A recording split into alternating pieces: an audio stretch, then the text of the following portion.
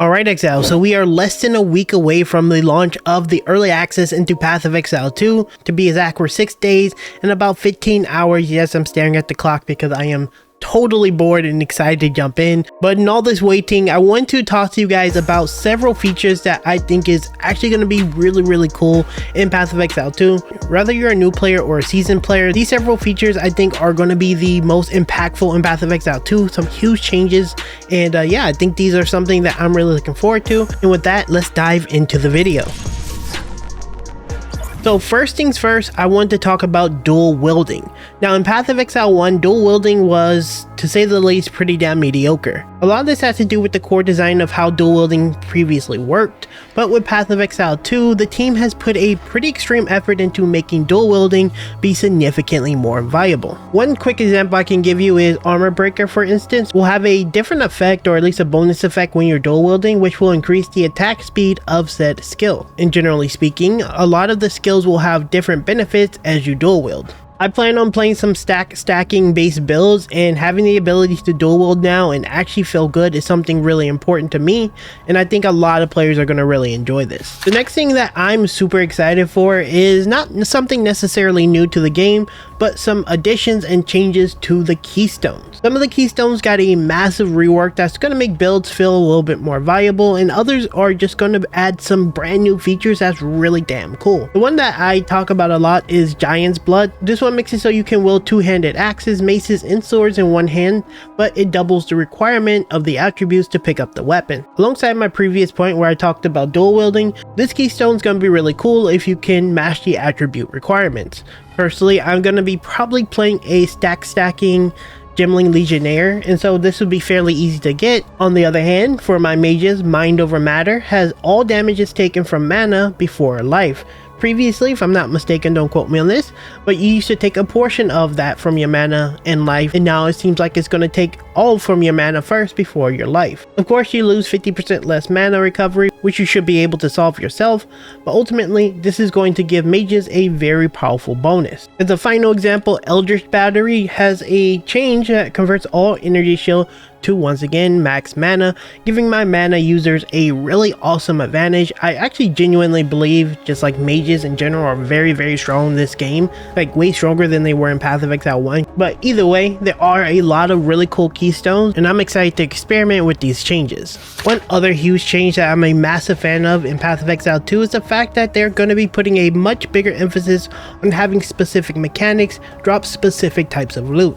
We saw in the preview that Breach, for example, will drop Breach rings. This is supposed to be the best rings available, seeing that they drop really high quality versions of them, and if you want to get a really high life roll, for example, Breach is gonna be the way to do it. Path of Exile 1, this wasn't the case. Initially, at least it was supposed to be the case, but it seems after they added quite a bit of mechanics, it seems to have overshadowed the initial thought. A good example of this is Delve. If you want to get fossils so that you can craft or whatever the case is, you would go do Delve. Delve is a surefire way of getting it, and it'll give you the best results. But nowadays, you can jump into many different mechanics in the end game, and you're able to get those said fossils. Of course, you won't be able to get them as good, but you still can do it, and this essentially devalues the reason to go do Delve. Now with the new change, players will be able to either one, specifically target a certain type of mechanic, or trade with players who specialize in those mechanics. I think this is a massive change that DGG themselves wanted to do in Path of Exile 1, and hopefully in Path of Exile 2 they continue to execute.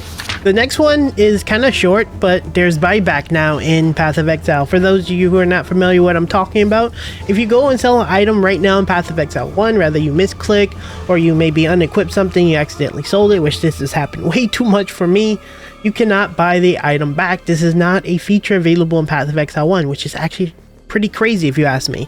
In Path of Exile 2, you can actually go to the store and buy back the things you've sold. Again, this one isn't a very long one, it's actually a pretty simple one, but quality of life like this is actually pretty big to me. Next, let's talk about Ascendancies, and this is going to be kind of a two-part, but I guess they're different things. First, the Ascendancies themselves. I am a massive fan of what I'm seeing with the Ascendancy. If you guys are regular watchers of the channel beyond Path of Exile, one thing I really value as a creator is making tons of different builds, things that are unique, things you don't see other people make that work and feel good. That is something that is really dear to me. That's why I really love games like Path of Exile, because it gives you that ability. With Path of Exile 2, there are quite a few new Ascendancies. These Ascendancies are so significantly different than in Path of Exile 1. Just looking at the Witch, for example, these two Ascendancies that we have for her is completely different from what they are in Path of Exile 1. I actually kind of half expected them to be exactly the same. You have an Infernalist, which is like this demon transformer that can do some form of like summoning of like minions. You have fire damage, you have ignites, things like that. And that Ascendancy is the epitome of fire demon mommy.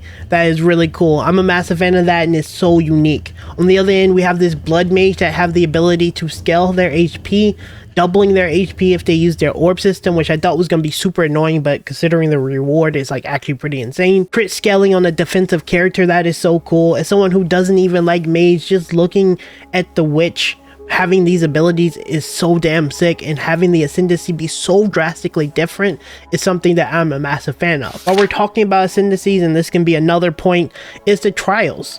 One thing I am not a fan of in Path of Exile 1 is the simplicity of trials. They're really boring and they're repetitive. I'll do them because they give you a ton of power, but unfortunately they're boring, and that sucks. With that said, we're going to have 3 different options to ascend. In early access, we're only going to have 2, unfortunately, which one will be Trials of the Succumbus and one will be Trial of the Chaos or something like that. One will be Sanctum and one will be Ultimatum. I hate Sanctum, so seeing that I don't have to interact with it in any way, shape, or form, because you can ascend either way. You can ascend with both if you want, or you can just specifically choose one, which will be Ultimatum for me because that seems way more fun and way less annoying. But yeah, you have the option to ascend doing 2 different type of tasks, 3 whenever the game fully releases or whenever they implement it. That is a breath of fresh air to have options whenever you do things, and for me, this is actually a pretty big one. Let me know down in the comments what team you are, Team Sanctum or Team Ultimatum. The next thing I want to talk about, and this is getting close to the end of the video, is how you do progression in general on your character. There's a combination of things that have changed that actually is going to make the characters feel so much better. The first is how you spec your passives and how you can reset them. The passive tree is very intimidating, and seeing that you're going to have the ability to respec them purely from gold instead of having to get orbs of regrets is a massive benefit. One of the most unfriendly thing about Path of Exile is if you don't know how to get these type of currencies, which I remember as a new player this was very hard to do. Obviously now I can do it because I've been playing for years, but when I was newer to the game and I didn't really understand how to farm currency, it was so hard to get Orb of Regrets, and it was just really hard to respec a build. Now with the gold being the way to like reset things, that's way more friendly. On the other hand, the travel nodes, being able to swap between different stats is also going to be really nice. You don't have to feel like you're wasting points, as you can kind of change the travel nodes to whatever stat you need, which again gives you a ton of quality of life. Of course, you'll have to spend gold, which is half price if I'm not mistaken, to be able to change those if you do want to change them. But again, this actually contributes, in my opinion, to making the game feel way better. You still have the hardcore element of pathing to it and, you know, having to make decisions, but it's not annoying. Also, crafting has become significantly more accessible to players.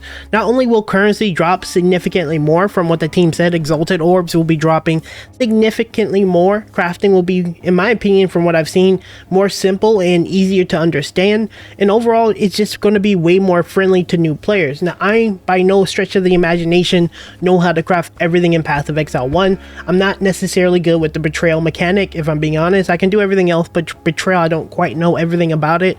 And so being able to jump in Path of Exile 2 and have a very good understanding of how crafting works based on what I've seen, it's going to be much easier for me to make builds. It's going to be much easier for me to teach players how to craft properly and things like that. I'm a massive fan of the changes on the progression system, and these are some really massive things that are going to make it much easier for new players to jump into. Finally, ending this video off, the thing that I am super excited for, and that is graphics and overall improvements.